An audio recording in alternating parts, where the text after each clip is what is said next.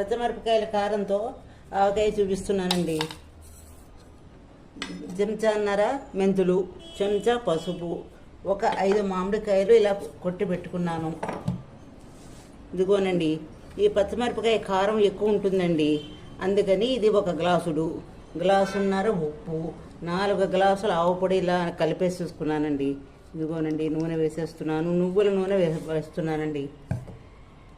ఇదిగోనండి,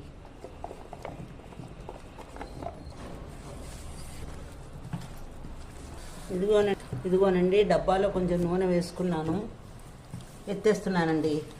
మనము 3వ రోజుని కొంచెం ఎండలో పెట్టుకుని సాయంత్రము వేసేసుకోవడమేనండి. అంతేనండి. గొల్లప్రోలు మిరపకాయలని కూడా అంటారండి. ఇది కారం ఎక్కువ ఉంటుంది కాబట్టి ఇదొక రుచి, మనం తక్కువ వేస్తాం అన్నమాట కారం.